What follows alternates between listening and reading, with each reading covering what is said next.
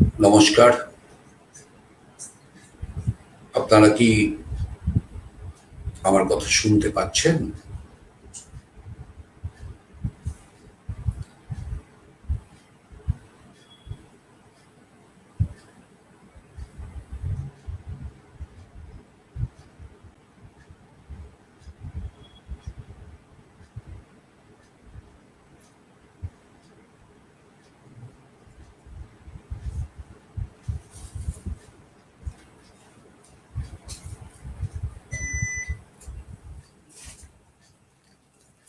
ভারতের communist party মার্ক্সবাদী উত্তর ২৪ পরগনা জেলা কমিটির পার্টি শিক্ষা সংক্রান্ত সাব কমিটির আহ্বায়ক কমরেড সোমনাথ ভট্টাচার্যের পরিকল্পনায় আমাদের জেলা পার্টির পক্ষ থেকে লকডাউনে মার্ক্সবাদ চর্চা এই শিরোনামে পরপর কতগুলি আলোচনার ব্যবস্থা করা হয়েছে, যার উদ্বোধন করেছেন আমাদের জেলা পার্টির নেতা শুধু না, রাজ্য এবং গোটা দেশের কমিউনিস্ট আন্দোলনের চিন্তাশীল নেতা হিসাবে অগ্রগণ্য যারা, তাদের অন্যতম কমরেড গৌতম দেব। এখনো যার মস্তিষ্ক প্রসূত রাজনৈতিক ভাবনা চিন্তা আমাদের রাজ্য তো বটেই, আমাদের গোটা দেশের মানুষকে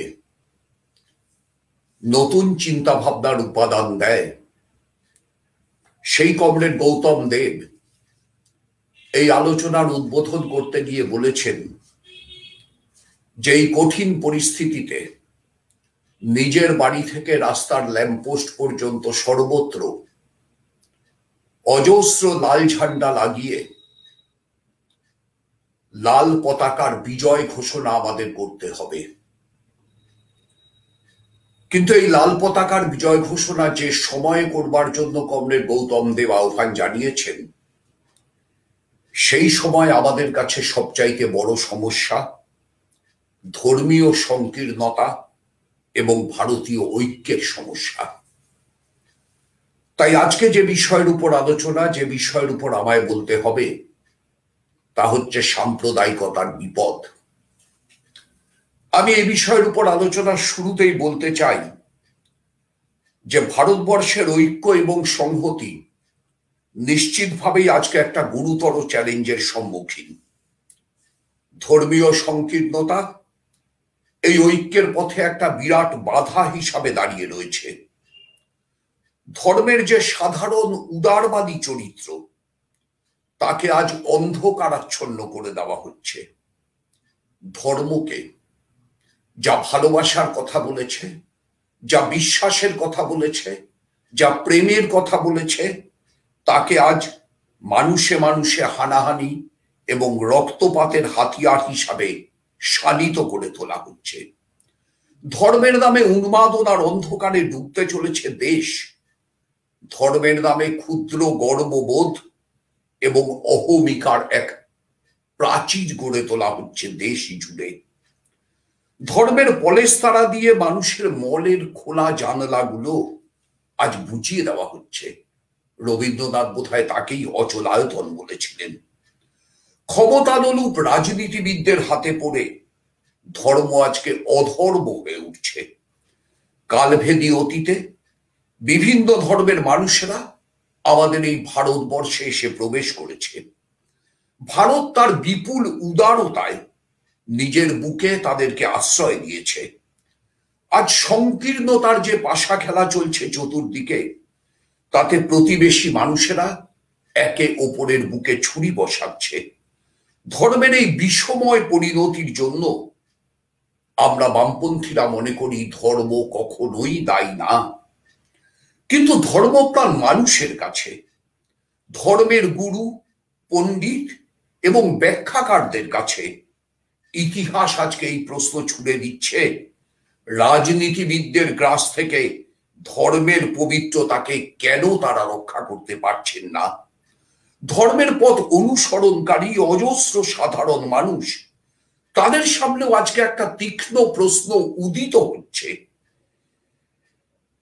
ধর্মের যেসব নেতারা সজ্ঞানে রাজনীতির কুটকচালিতে ধর্মকে জড়িয়ে ফেলছেন, তাদের কেন বিচ্ছিন্ন করা হচ্ছে না?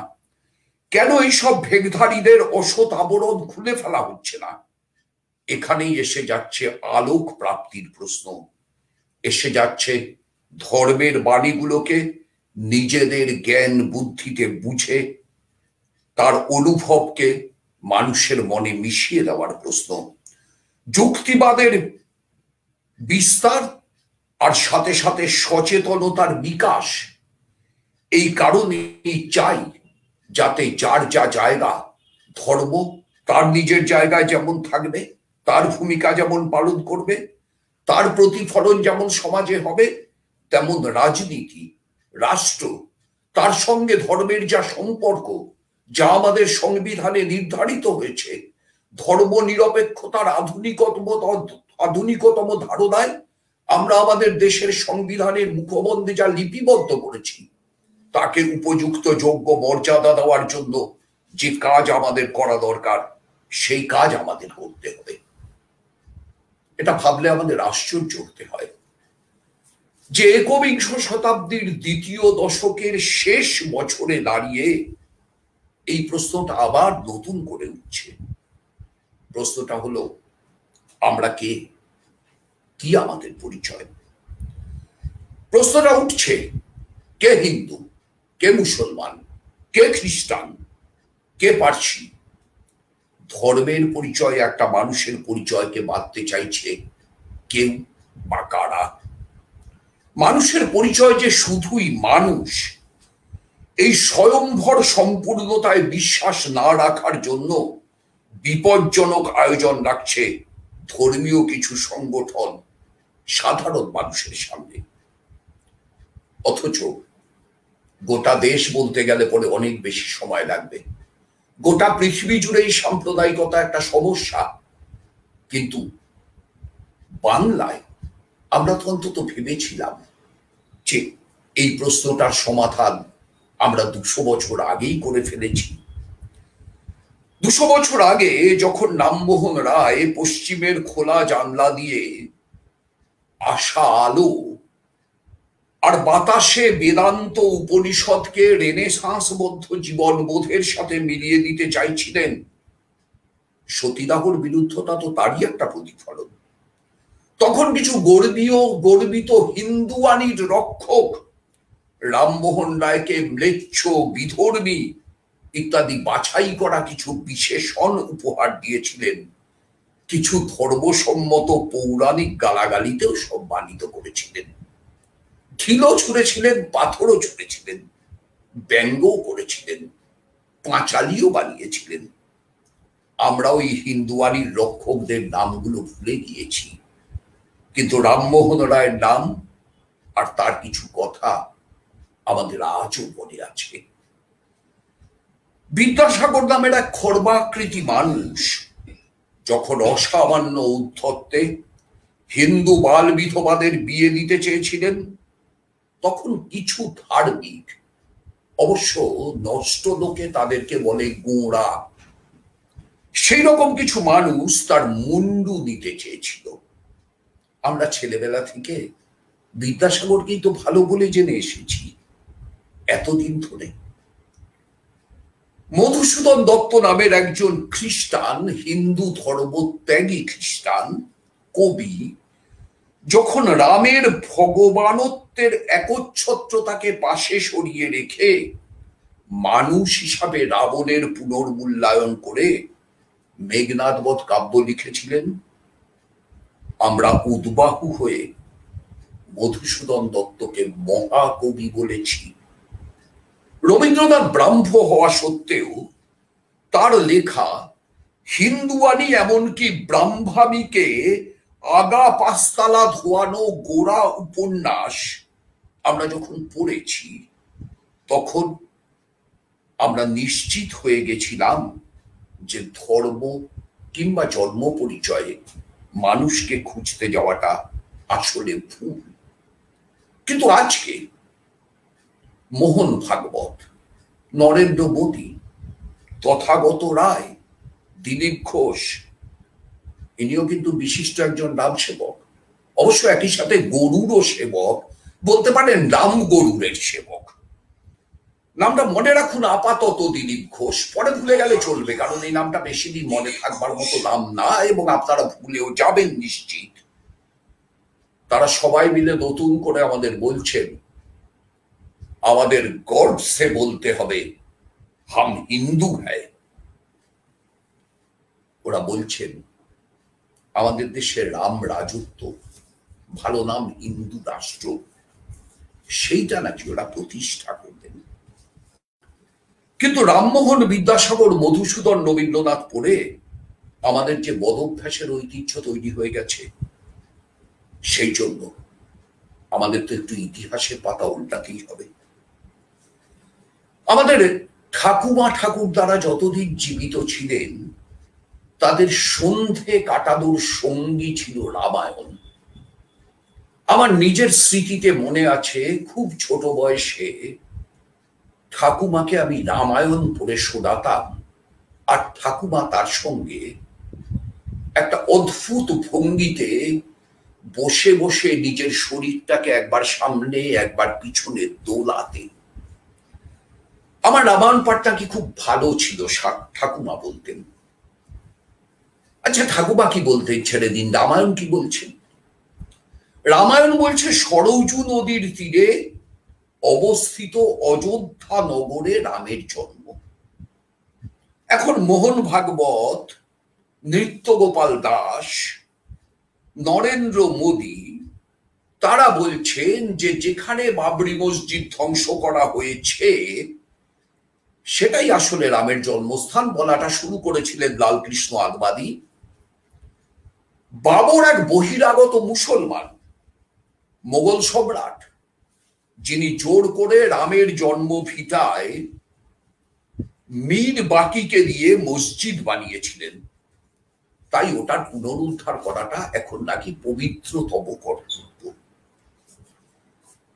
দেখুন, আমি তর্কটা এভাবে শুরু করতেই পারতাম যে রাম নামে আদৌ কোনো ঐতিহাসিক চরিত্র ছিল কিনা, বা রাম একটি পৌরাণিক গল্পের একটি কাল্পনিক চরিত্র, কিন্তু আমরা সেক্ষেত্রে এখন জোর দিচ্ছি না।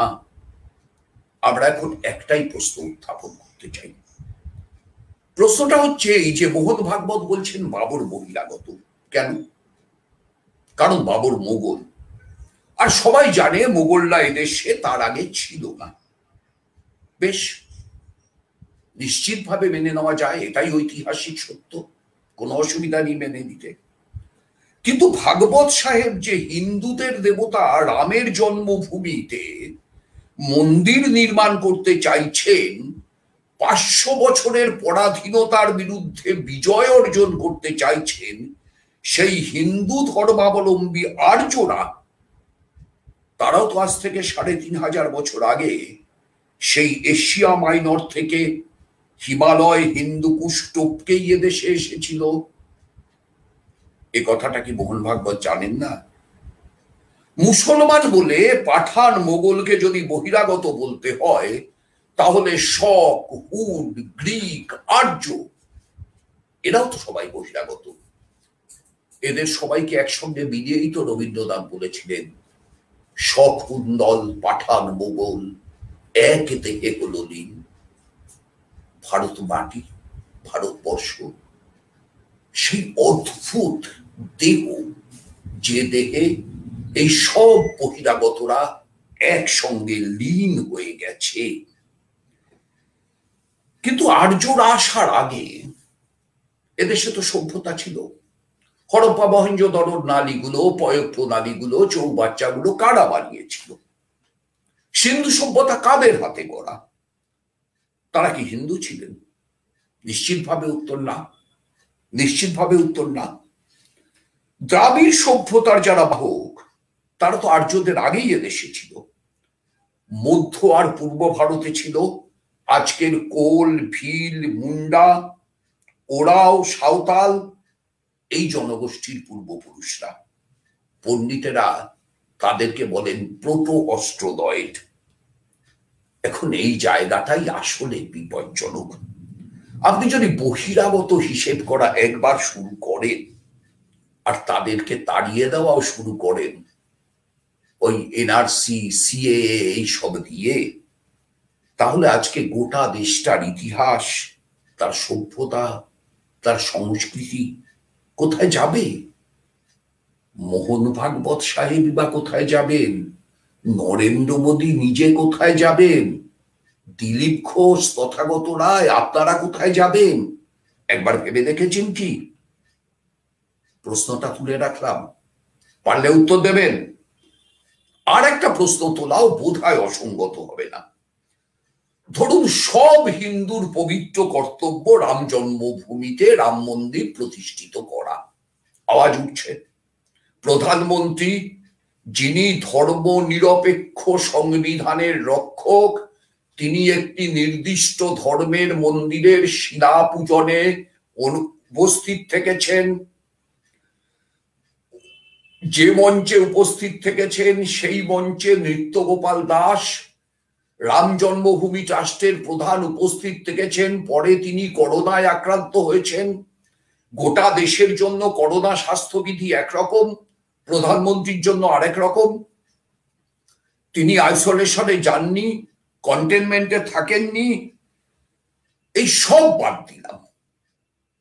প্রশ্নটা হচ্ছে এইটা যে হিন্দুত্বের সঠিক ধারণাটা কি? হিন্দুদের ধর্মগ্রন্থ কোনটা? যেমন ইসলাম ধর্মের ধর্মগ্রন্থ কোনটা বললে সবাই বলবেন কোরআন। খ্রিস্টান ধর্মের ধর্মগ্রন্থ কোনটা বললে সবাই বলবেন বাইবেল। বৌদ্ধ ধর্মগ্রন্থ কোনটা? সবাই বলবেন ত্রিপিটক। হিন্দুদের কোনটা? এখন আমরা সবাই জানি চারটে বেদ আমাদের, ঋক, সাম, যজু, অথর্ব। আর উপনিষদ আছে অজস্র। এই বেদ আর উপনিষদ হচ্ছে আর্য মনীষার প্রাথমিক যুগের সর্বশ্রেষ্ঠ ফসল। কিন্তু ওগুলোকে কি হিন্দুদের ধর্মগ্রন্থ বলবার ঝুঁকি নেবেন মোহন ভাগবতরা? আমার মনে হয় নেবেন না। কারণ নিলে ওদের বিপদ। কারণ বৈদিক যাগযজ্ঞ, মন্ত্র, গান, এগুলো অনেকদিন আগে সবাই ভুলে গেছে। আবার উপনিষদে যাবতীয় সৃষ্টির মূলে সর্বোচ্চ বিন্দু একমেবা দ্বিতীয়ম ব্রহ্মার কথা বলা হয়েছে। বেদ আর উপনিষদের রোল কলের খাতায় রামচন্দ্র সহ ৩৩ কোটি দেবতার কাউকেই তো খুঁজে পাওয়া যাবে না। তাহলে বেদ উপনিষদ অনুযায়ী রাম দেবতা না, তাহলে রাম দেবতা কোথায়? এখন এই যে প্রশ্নটা আছে, এই প্রশ্নটাকে একটু খোঁচা মনে করে কেউ কেউ অবজ্ঞা করতে পারেন, এড়িয়ে যেতে পারেন এবং এমন কথাও বলতে পারেন যে হিন্দু ধর্ম এতটাই উন্নত যে কোনো ২-৪টে বইয়ের মধ্যে তার এত বড় একটা বৃহৎ দর্শনের স্থান সংকুলান হবে না। তাই পরে সংস্কৃত, অবশ্যই পাণিনি কর্তৃক সংস্কৃত ভাষায় লেখা রামায়ণ, মহাভারত, গীতা, অষ্টাদশ পুরাণ, বহু উপপুরাণ, মনু সংহিতা, এই ধরনের অনেক বইয়ের নাম তারা করবেন যাতে হিন্দু ধর্মটার বিবরণ আছে বলে তারা বলবেন। ঠিক এখানেই আমাদের পণ্ডিতরা একটা গুরুত্বপূর্ণ প্রশ্ন করেন। সে প্রশ্নটা হচ্ছে যে বেদে যে আর্য দর্শন, প্রাচীন উপনিষদগুলিকে যে আর্য দর্শন ব্যাখ্যাত হয়েছে, তার সাথে পুরাণের যুগের পৌরাণিক হিন্দু দর্শনের তফাৎটা কয়েকশো যোজনের। দুটো এক না, আলাদা। আমরা সেই উত্তরাধিকারটা বহন করছি। এখন এই উত্তরাধিকারটা বহন করতে গিয়ে এটা আমাদের মানতেই হবে যে হিন্দু ধর্ম বলে বা হিন্দু সংস্কৃতি বলে যা পরিচিত, তার প্রধান এবং প্রধানতম গুণ, বৈশিষ্ট্য, যা ইসলাম কিংবা খ্রিস্টান ধর্মের মধ্যে পাওয়া যাবে না, সেমেটিক ধর্মের মধ্যে যার অভাব আছে, তা হচ্ছে অ্যাসিমিলেশন, সংশ্লেষণ, গ্রহণ করা, সঙ্গে নেওয়া। এই সঙ্গে নেওয়ার কাজটা বহিরাগত আর্যরা খুবই সাফল্যের সাথে করেছিলেন। এবং সেই জন্য বৈদিক যুগে কাজের বিভাগ অনুসারে বর্ণাশ্রম ভেদ থাকলেও ব্রাহ্মণ শাসিত জাতিভেদ সেটা কিন্তু ছিল না। সেটা কিন্তু হয়েছে পৌরাণিক হিন্দুত্বের সঙ্গে অনেক পরে। বৈদিক যুগে দেখতে পাওয়া যায় কৃতিত্ব অনুযায়ী শূদ্রেরও সমস্ত অধিকার আছে, কোনো কিছু অর্জনে কোনো বাধা নেই। কিন্তু রামায়ণে আমরা সবাই জানি, শূদ্র সম্মুখ বেদ পাঠ করবার সাহস দেখালে রামচন্দ্র তাকে হত্যা করে পাপ মুক্ত করবার জন্য প্রয়াস নিয়েছিলেন। তাহলে শূদ্রের দেবতা রামচন্দ্র কি করে হবেন? তাহলে কি শূদ্র হিন্দু নয়? শূদ্রের বেদ পাঠের অধিকার নেই, রামচন্দ্র তাকে হত্যা করলেন। শূদ্র মানে কি? তপশিলি জাতি, উপজাতি। শূদ্র মানে কি? দলিত। শূদ্র মানে কি? আদিবাসী। ঠিক সেই ঘটনার পুনরাবৃত্তি আপনি দেখলেন 5ই আগস্ট, যেদিন রাম মন্দিরের শিলান্যাস অনুষ্ঠানে প্রধানমন্ত্রী উপস্থিত থাকলেন।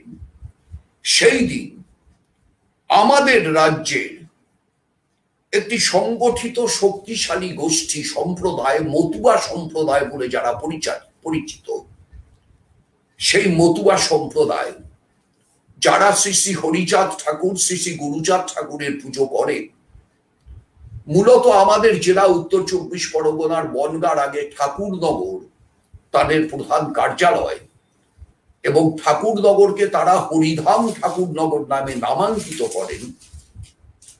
এবং তাদের বিবেচনায় ঠাকুরনগরের মাটি হচ্ছে পবিত্র মাটি।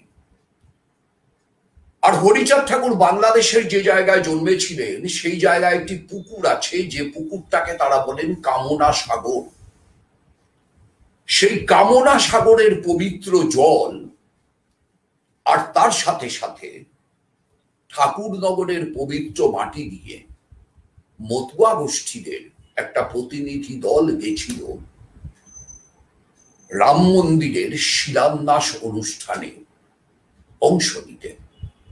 তাদেরকে প্রত্যাখ্যান করে তাড়িয়ে দেওয়া হলো। তাহলে রাম কি মতুয়া সম্প্রদায়ের দেবতা না?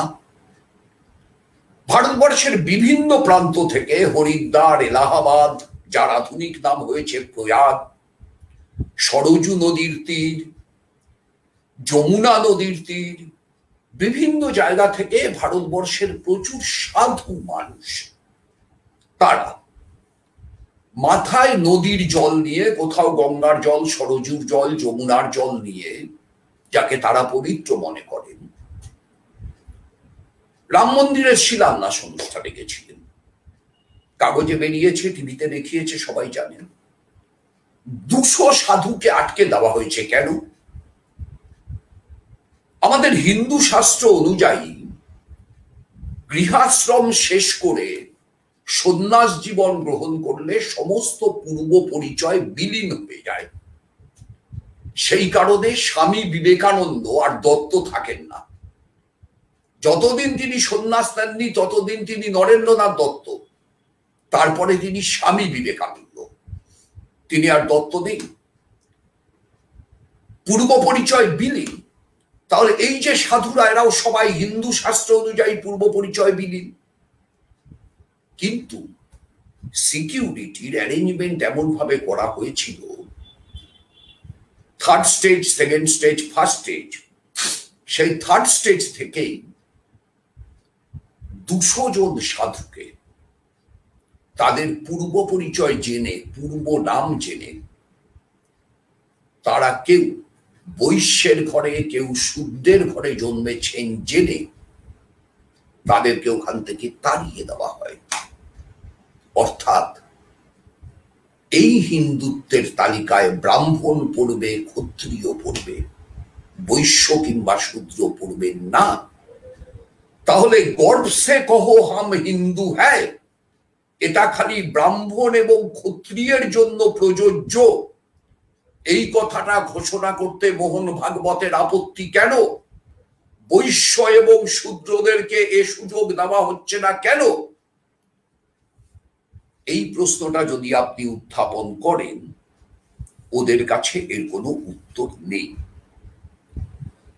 এখন বেদ এবং উপনিষদ পড়বার পরে সব হিন্দুরা রাম মন্দির প্রতিষ্ঠায় আগ্রহী হবেন কিনা সেটা তাদের বিষয়। ভারতীয় সভ্যতার ভিতরে উদারবাদ ছিল, মিলনের মনোভাব ছিল। যখন থেকে তা ব্রাহ্মণ্য তন্ত্রের আওতায় পড়ল, মানুষকে বলতে বাধ্য করা হলো জয় ব্রাহ্মণের জয়, তখন থেকে শুরু হলো সমস্যা। বৈদিক দর্শন থেকে বহু পরে ব্রাহ্মণ্যবাদী পৌরাণিক হিন্দু ধর্মের উন্মেষ হয়।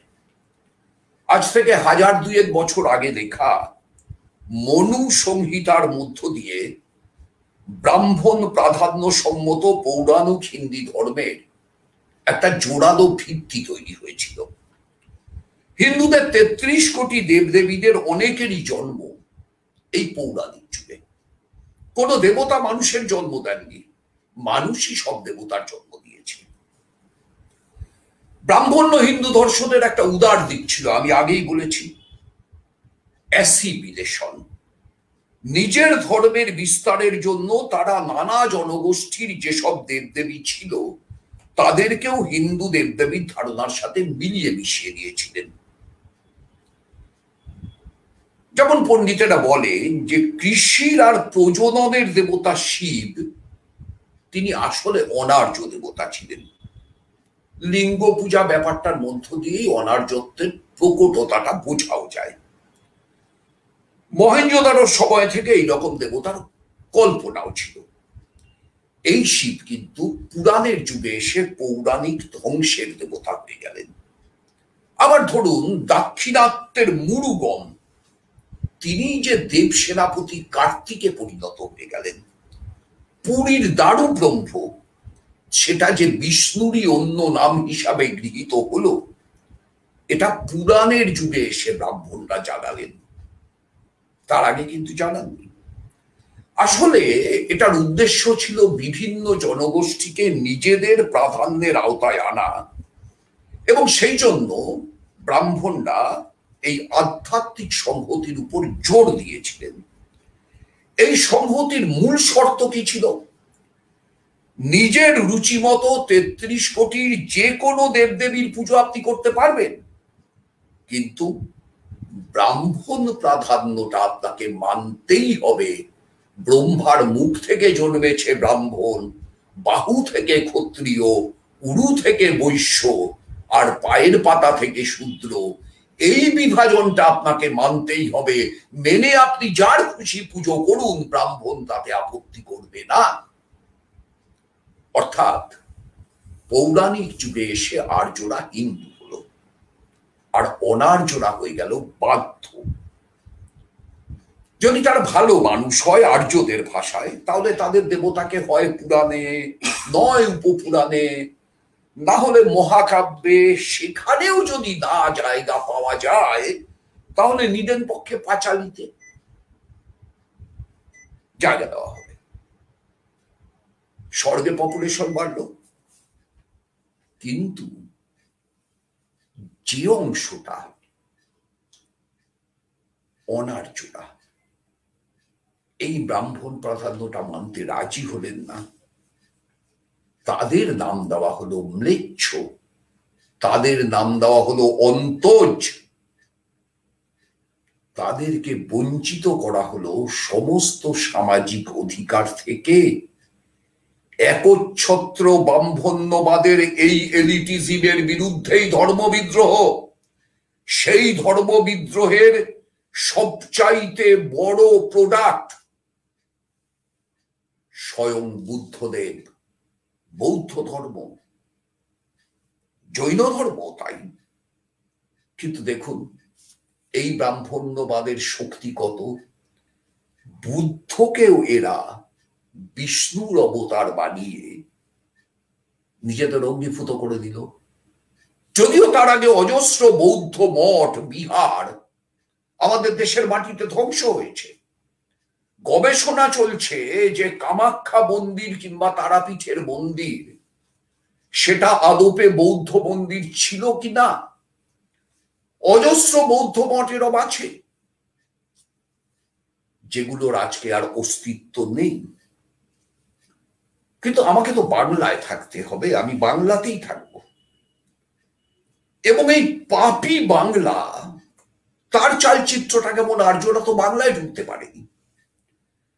বাংলাদেশ আসলে ভারতবর্ষের একদম পূব দিকটাতে হওয়াতে ভৌগোলিক দিক থেকে আমাদের এই জায়গাটার একটা বিশেষ বৈশিষ্ট্য ছিল। যারাই ভারতবর্ষের ইতিহাসে হিন্দু কুষ্টপকে এসেছে তারা এদিকটাতে স্বভাবতই ভৌগোলিক কারণে অনেক পরে এসে পৌঁছেছে। গ্রিক, হুন, শক, মোগল, পাঠান সবার এদেশে শান্তিপূর্ণ অশান্তিপূর্ণ যেমনই পদক্ষেপ হয়ে থাকুক না কেন, দেখবেন সবচাইতে পরে পৌঁছেছে কিন্তু তারা বাংলায়। তেমন আর্যদের বৈদিক ধর্ম কিংবা পৌরাণিক হিন্দুত্ব একদম শেষে পাশে এসেছে। এক শুধু ইংরেজরাই যা ভারতবর্ষকে পাশ্চাত্যের আলো দেখিয়েছে, তারা তাদের কাজটা শুরু করেছিল বাংলা থেকে। বাকি সব সূর্যেরই উদয় কিন্তু পশ্চিম দিক থেকেই হয়েছিল ভারতবর্ষের ক্ষেত্রে। এখন প্রথম দিকের যে বৈদিক দর্শন আর পৌরাণিক হিন্দু পাণ্ডাদের পূর্ব ভারতের এই ভূখণ্ডটার অধিবাসীদের উপর প্রচুর রাগ ছিল। কারণটাও স্বাভাবিক। সমগ্র উত্তর পশ্চিম ভারত তাদের করায়ত্ত। পৌরাণিক হিন্দু দর্শনের বিজয় পতাকা উঠছে সর্বত্র। কিন্তু দেশের এই অংশে আর যে তর জনগোষ্ঠী নিজস্ব বৈশিষ্ট্য বজায় রেখে অনেক দিন ধরে টিকেছিল। আপনি ঋগ্বেদ খুলুন, কিকট নামে একটা জনজাতির বিরুদ্ধে বৈদিক সূক্তের বিরোধিতা করার জন্য উষ্মা প্রকাশ করা হয়েছে। এই কিকটের বাসস্থান পূর্ব ভারত।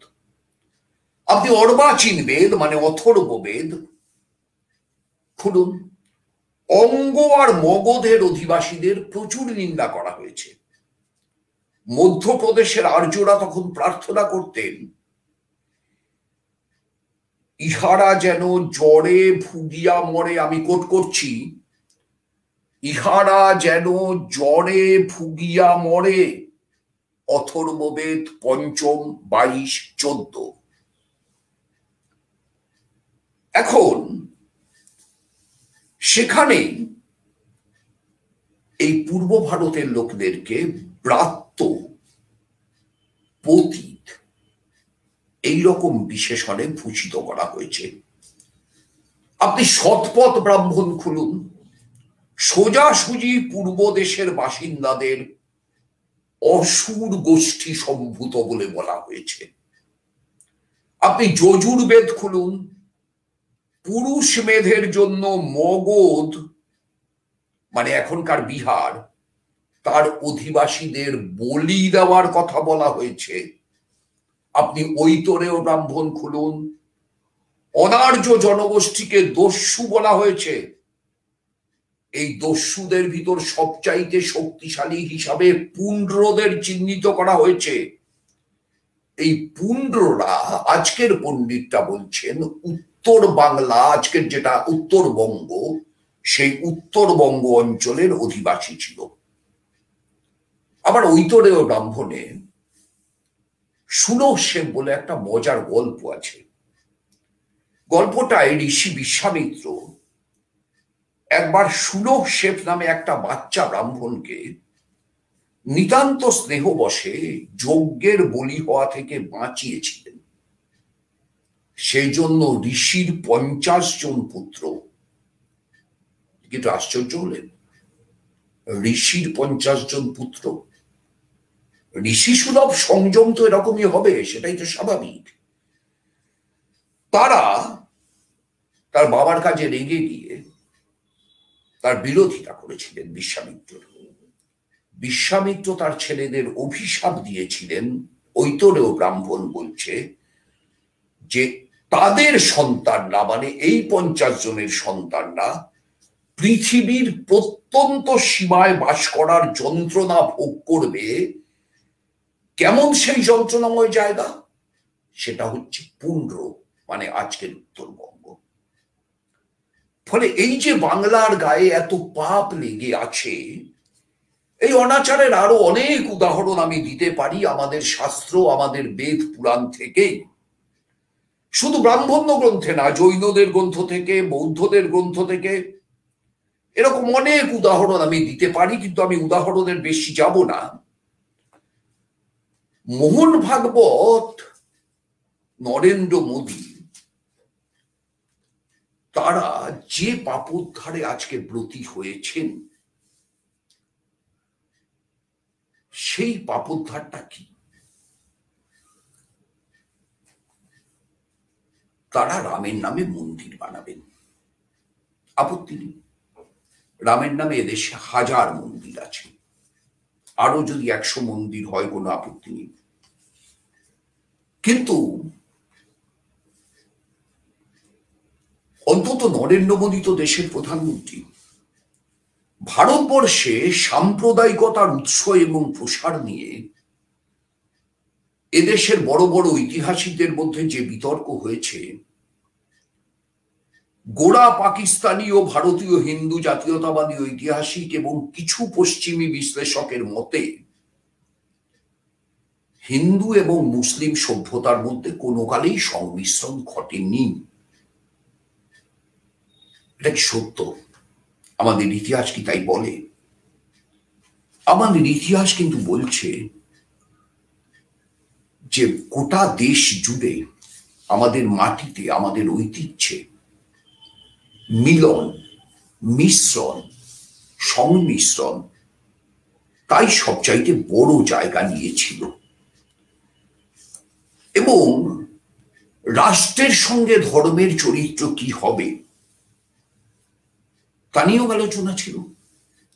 পৃথিবীর বহু দেশে ধর্মভিত্তিক রাষ্ট্র আজও চলছে। ইসলামী দেশগুলোতে বেশি, নিঃসন্দেহে ধর্মরাষ্ট্র আজও বিদ্যমান। স্বাধীনতার সময় ভারতবর্ষকে টুকরো করে গড়ে ওঠা পাকিস্তান ধর্মরাষ্ট্র, তার পতাকাই তারা তুলে ধরেছিল।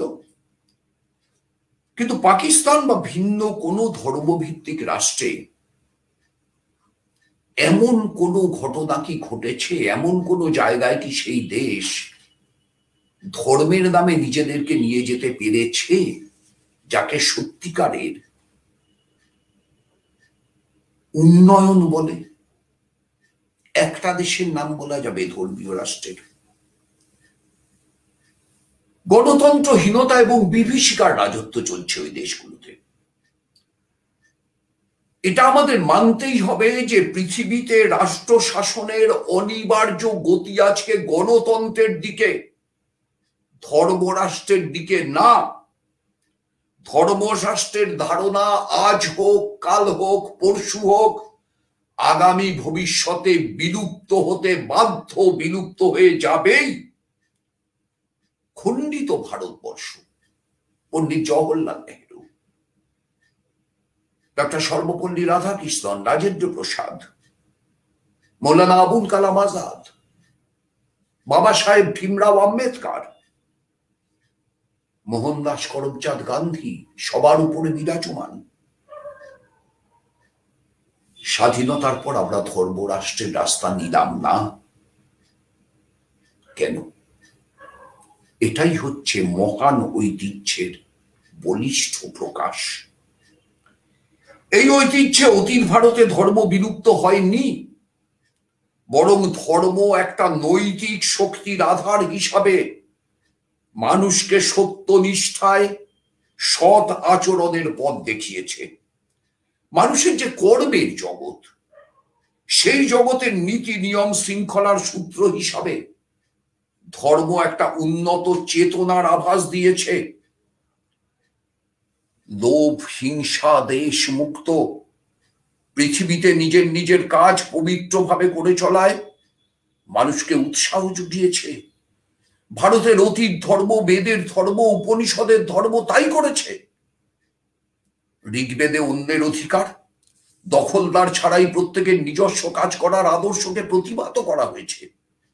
বলা হয়েছে, আমি কোট করছি ঋগ্বেদ, বাতাস বয়ে যাবে, নদী প্রবাহিত হবে, মানুষ জ্ঞানের প্রয়োগে রত থাকবে।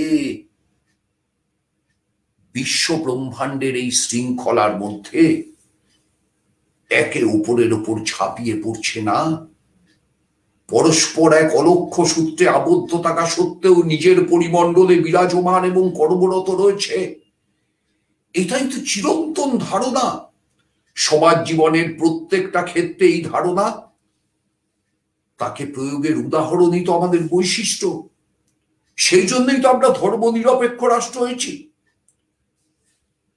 কিন্তু ভারতীয় প্রেক্ষাপটে ধর্ম নিরপেক্ষতার রাজনীতি 6 ডিসেম্বর 1992-তে বাবরি মসজিদ ধ্বংসের পরে যে বিরাট বড় প্রশ্নবোধক চিহ্নের সামনে দাঁড়িয়েছে, তার উত্তর আমরা এখনো দিতে পারছি না। আদালত এখনো তার দোষীদের শাস্তি দিতে পারেনি। অন্যায় করেছে এটা বলা সত্ত্বেও ধর্ম নিরপেক্ষ রাষ্ট্রের কাঠামোকে আরো শক্তিশালী না করলে এ কাজ সম্ভব না। আমাদের দেশের ঐতিহ্য, স্বাধীনতা সংগ্রামের উদ্দেশ্য, এই সব কিছুর সঙ্গে এই কাজ অবিচ্ছিন্নভাবে জড়িত। ঠিক ধর্ম নিরপেক্ষতার ধারণা তুলনামূলকভাবে একটা আধুনিক ধারণা। বুর্জোয়া জাতীয়তাবাদ এবং পশ্চিম ইউরোপে আধুনিক রাষ্ট্রের পরিচালনায় চার্চ এবং পুরোহিততন্ত্রের প্রভাবের একচ্ছত্রতা ছিল প্রশ্নহীন। সামন্ততন্ত্র, যার প্রতিভূ ছিল রাজশক্তি, তার ভিত্তি প্রতিষ্ঠিত ছিল ঐশ্বরিক কর্তৃত্বের উপরে। সম্রাটের শাসন প্রতিনিধিত্ব করত ঈশ্বরের ইচ্ছার।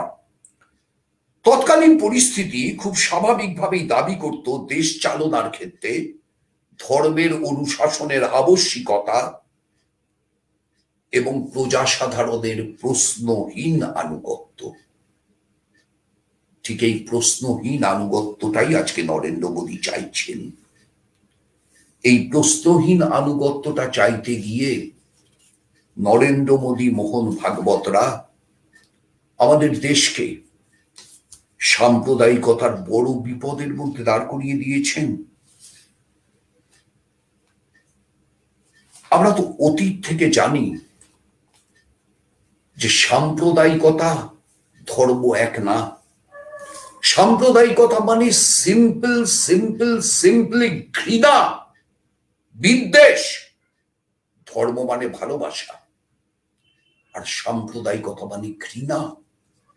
একটা সম্প্রদায়কে প্রতিষ্ঠিত করা, বাকিদেরকে ছোট করা, বাকিদেরকে নিচু করা। পৃথিবীর কোন ধর্মগ্রন্থ অন্য ধর্মকে ছোট করার কথা বলেনি, অন্য ধর্মকে নিচু করার কথা বলেনি। বলেই আমাদের বাংলায় বিশেষ করে গ্রামীণ সমাজ তারা একটা নিজস্ব গমন পথ ঠিক করে নিয়েছিল। আমাদের গ্রামীণ সমাজ বিশুদ্ধ ব্রাহ্মণতন্ত্র মানেনি, আবার পুরো মন দিয়ে মানেনি অসহিষ্ণু উলেমাকুলের এক বজ্ঞা মুসলিম ধর্ম। তাহলে তারা তখন কি করছিল? গ্রামীণ সমাজের একটা বড় অংশ তখন মানসিক আশ্রয় খুঁজছিল মঙ্গল কাব্যের দেবদেবীদের মধ্যে। প্রথম দিকে হয়তো মঙ্গল কাব্যগুলো নিখোঁজ পাঁচালি ছিল, পরে মঙ্গল কাব্যের গঠন পেয়েছিল। মনসা মঙ্গল, চণ্ডী মঙ্গল, ধর্মমঙ্গল, আর অন্যদিকে শিবায়ন। যাই ধরা যাক না কেন, সেখানে দেখা যাবে দেবদেবীরা কেউই কিন্তু খুব উঁচু পর্যায়ের দেবদেবী না। সবাই খুব কাছের লোক, ঘরের মধ্যে আসেন। যেমন চণ্ডী দেবী, মনসা দেবী কিংবা ধর্ম দেবতা, এদের মাহাত্ম্য কথা প্রচলিত ছিল একদম সমাজের নিচু স্তরে। মনে রাখতে হবে, মনসা কিংবা চণ্ডী বা ধর্ম সবাইকেই কিন্তু আগে সমাজের নিচু স্তরে পূজা পেয়ে যোগ্যতা অর্জন করতে হয়েছে। তারপর তথাকথিত দেবতাদের মধ্যে যাদেরকে বিগ শট বলে আর কি, সেই প্রভাবশালী অংশের পুজো তাকে পেতে হয়েছে। চাঁদ সদাগর তার প্রমাণ মনসার ক্ষেত্রে। মনসাকে পণ্ডিতরা মূলত অনার্য কুলোদ্ভবা দেবী বলেন, যদিও সেখানে প্রচুর মিশ্রণের ছাপও আছে। চণ্ডী দেবী আসলে পরিকল্পনায় অনার্য ব্যাধের দেবী। পুরাণের দুর্গা আর বৌদ্ধতন্ত্র এখানে এসে মিলে মিশে গেছে। এখন মনসা শিবের কন্যা, কিন্তু জন্মটা খুব কৌতূহলের। তাও তাকে শিবের বউ চণ্ডীর অশেষ যন্ত্রণা ভোগ করতে হয়েছে। যথেষ্ট ছুট ঝামেলা করে লক্ষিন্দরের বাসর ঘরে ঢুকে তবে মনসা সমাজে স্থান পেয়েছেন। আচ্ছা, এই যে ধর্মের ব্যাখ্যাকাররা মানে মোহন ভাগবতরা, তারা যে বলছেন যে বহু অনার্য বা লোকাচার সম্মত দেবদেবীকে ব্রাহ্মণ্যতন্ত্র তাদের শাস্ত্রে স্থান দিয়েছিল, এই কথাটা কি ভুল বলেন না? ভুল বলেন না, কিন্তু স্থান দিয়েছিল কেন এই কথাটার উত্তর দেন না। স্থান দিয়েছিল নিজেদের প্রাধান্য বজায় রাখতে গিয়ে।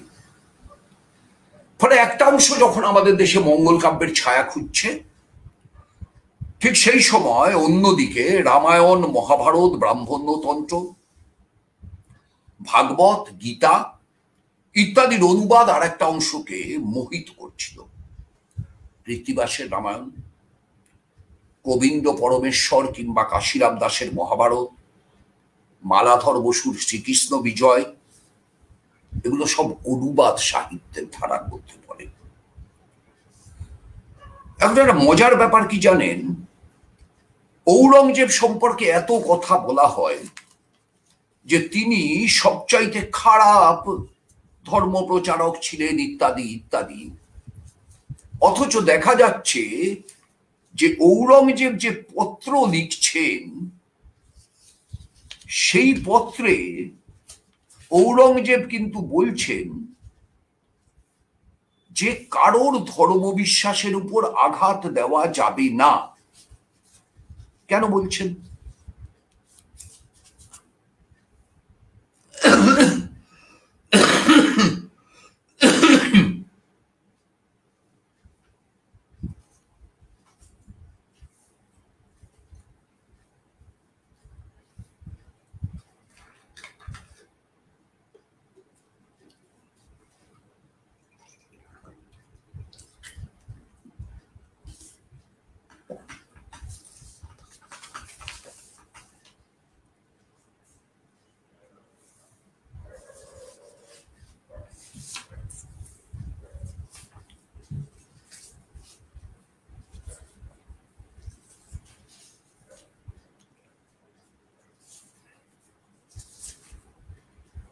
আর বাঙালি সে তখন না মানছে একবজ্ঞা মুসলিম, না মানছে ব্রাহ্মণ্যবাদ। ফলে মুসলমান শাসকরা তারাও একটা পর্যায়ের পরে বুঝে গেল, ধর্ম বিস্তারে তারা যতই উদগ্র কিংবা অসহিষ্ণু হোক না কেন, সমাজ জীবনে যদি স্থান পেতে হয় তাহলে সহিষ্ণুতা ছাড়া কোনো উপায় নেই। এটা তাদের অভিজ্ঞতা এলো। সুলতানকে হিন্দু জমিদারদের উপর নির্ভর করতে হবে, কিছু করার নেই। শাসনের স্বার্থেই তারা এক ধরনের বোঝাপড়া এসেছিল।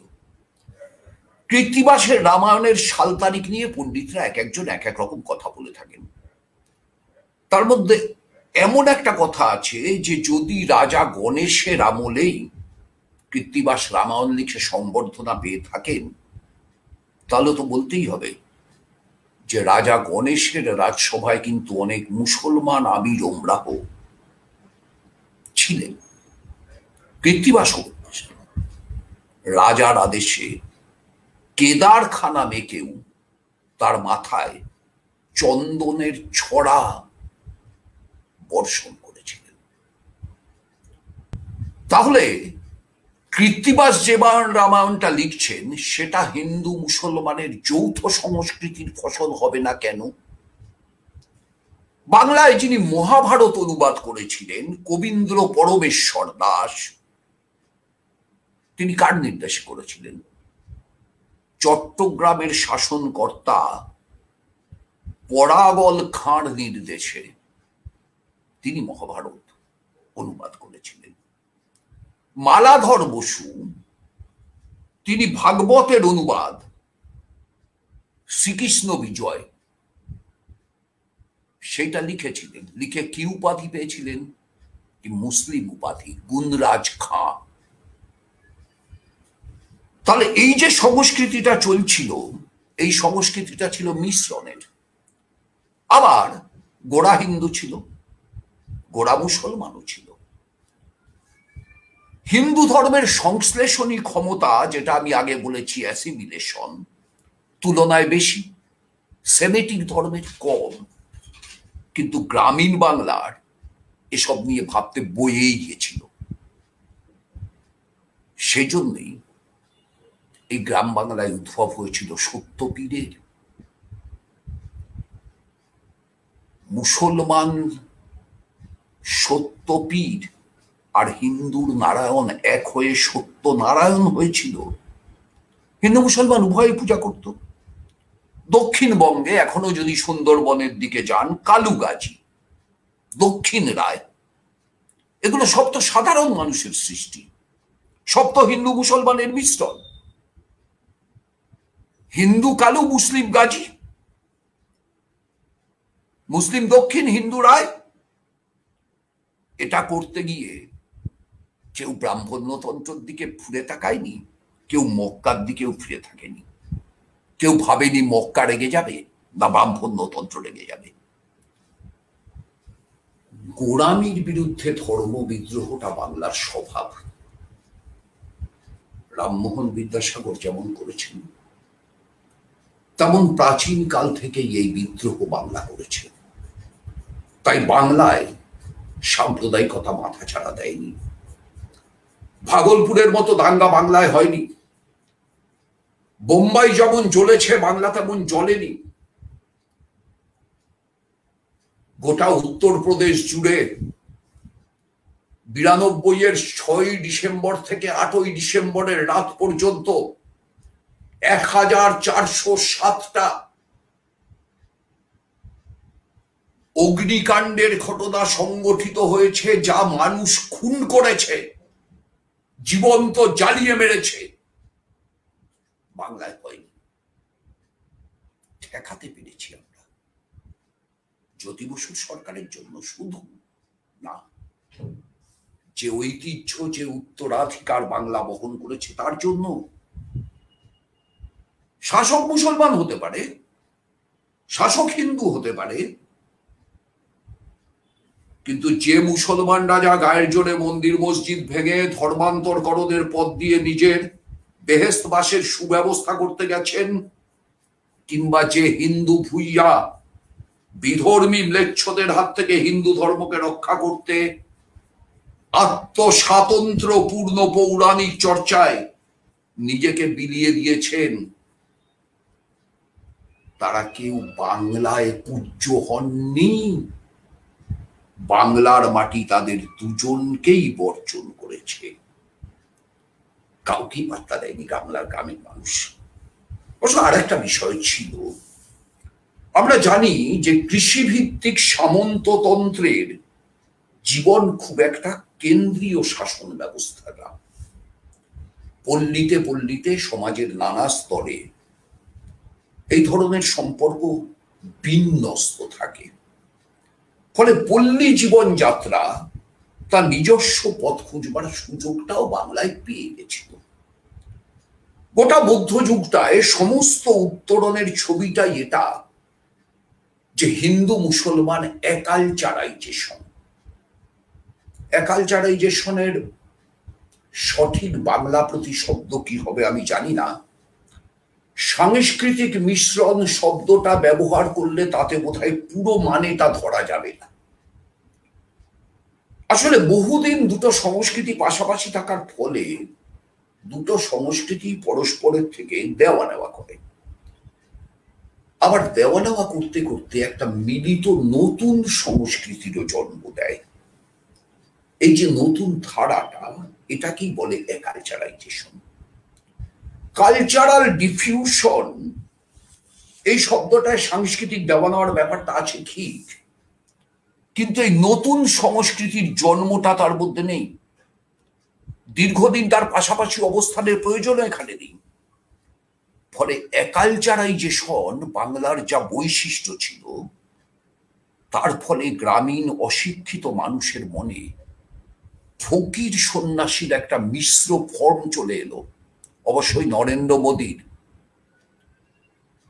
ফকির হ্যায় ঝোলা লেকে চল পায়েঙ্গার ফকির না, ফকির বিদ্রোহের ফকির, সন্ন্যাসী বিদ্রোহের সন্ন্যাসী। সেই ফকির সন্ন্যাসীর একটা মিশ্র ফর্ম এসেছিল, আর এই দুটো ফর্মের থেকে নিজের সুবিধা মতো কিছু একটা তারা নিজেদের মতো তৈরি করে নিতে থাকলো। আর গ্রামীণ সমাজের এই নিজস্ব গমনকেই একটা ধার্মিক বিদ্রোহের রূপ দিয়েছিলেন শ্রী চৈতন্যদেব, যেখানে গিয়ে আমি আমার আলোচনা শেষ করব। শ্রী চৈতন্যদেব কোনো অবতার না, কারণ ঠিক একই ধরনের সামাজিক কারণগুলো বজায় থাকাতে বাংলার বাইরে প্রায় একই সময়কালে কবির এসেছিলেন, প্রায় একই সময়কালে নানক এসেছিলেন। শ্রী চৈতন্যদেবের মতো তারাও ধর্ম বিদ্রোহ করেছিলেন। মোল্লাকে কোনোদিন ব্রাহ্মণ আটকাতে পারেনি, ব্রাহ্মণকেও মোল্লা যতই গায়ের জোর থাকুক সম্পূর্ণ উচ্ছেদ করতে পারেনি, কিন্তু শ্রী চৈতন্য দুটোকেই সমান জোরে ধাক্কা দিয়েছিলেন। ধর্মবিশ্বাসে এই প্রথম মানুষের জায়গাটা জোরের সঙ্গে উচ্চারিত হল। এতদিন ব্রাহ্মণের জায়গা, মৌলানার জায়গা, এবার এলো মানুষের জায়গা। চৈতন্যের প্রেম ধর্মের বাস্তব ভিত্তি যে একটা মানব প্রয়াস, মানব আবেগ, মানব মনীষার পথ খোঁজার আকুতি, এটা কোনো ধর্মীয় ঐতিহাসিক অগ্রাহ্য করতে পারবেন। চৈতন্যের প্রেম ধর্মের আক্রমণ স্থল কি ছিল? একদিকে নবদ্বীপ কেন্দ্রিক ব্রাহ্মণ্য পাণ্ডিত্য শক্তির একটা আত্মশ্লাঘা নিয়ে নিজেদেরকে বিচ্ছিন্ন, আলাদা, সকলের চাইতে শ্রেষ্ঠ ভাবার যে মনোভাব, আর অন্যদিকে অসহিষ্ণু কাজী, যিনি নিজ ধর্মের শ্রেষ্ঠতায় অন্ধবিশ্বাসী। বৃন্দাবন দাসের চৈতন্য ভাগবতের পাষণ্ডী আর কাজীকে বোধহয় মোহন ভাগবতরা চেনেন না, পড়েননি, জানেন না। তথাগত রায় তো বোধহয় পড়েছেন, জানি না।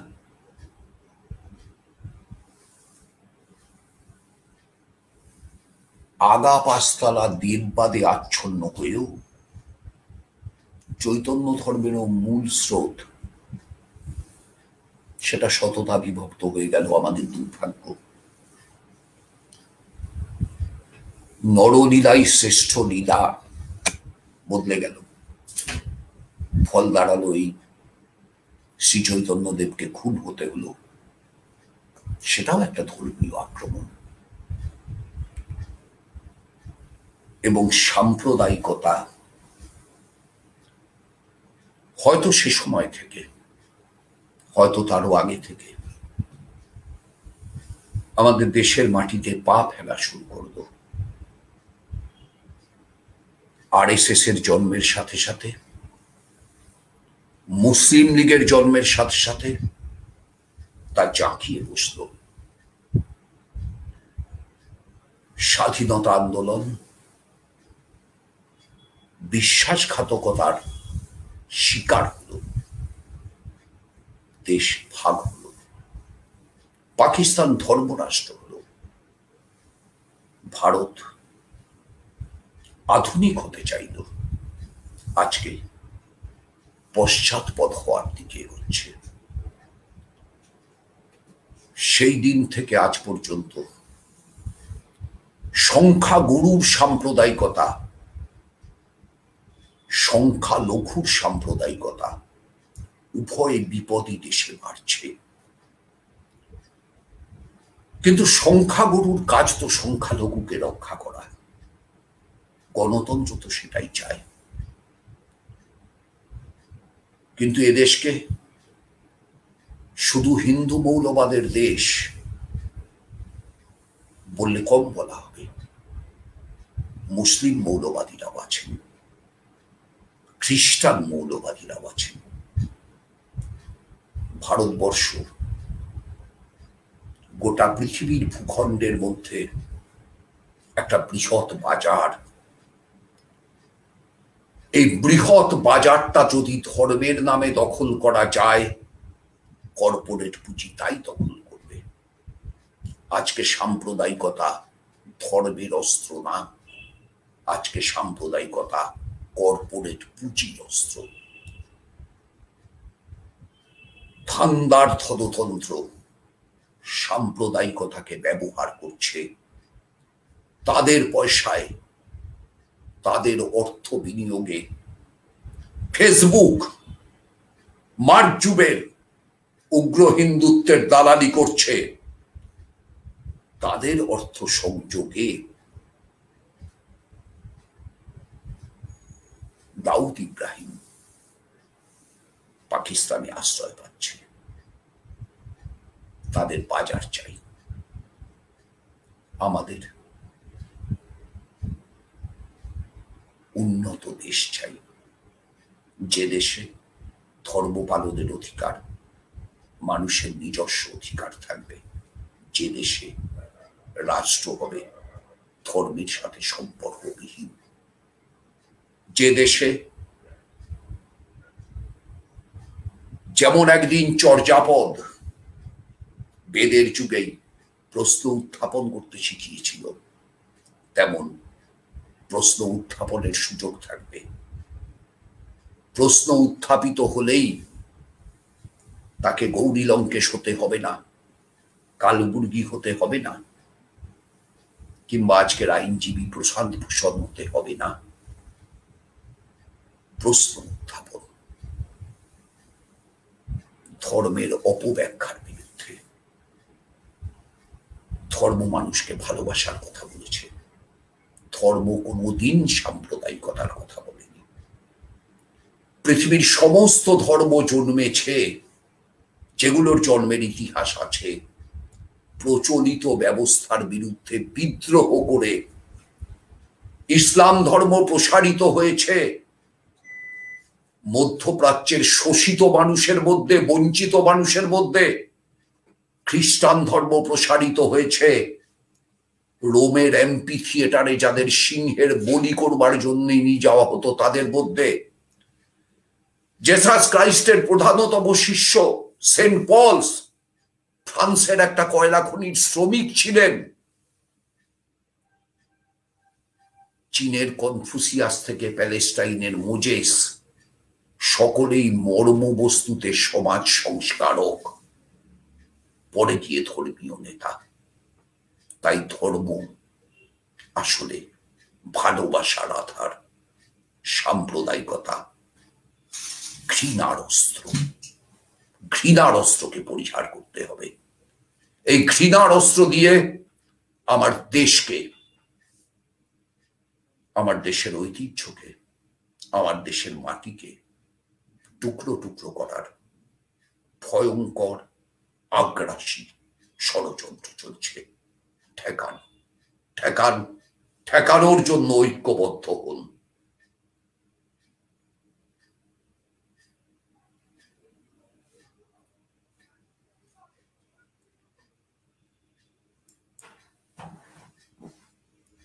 এন্ড ব্রডকাস্ট, তাই তো?